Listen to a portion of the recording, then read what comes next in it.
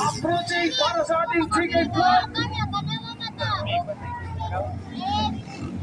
Nag-agawan. May wata-wata ibang laban din na rin. Nakanisyo na. Nakapuno pa naman kasi sakar.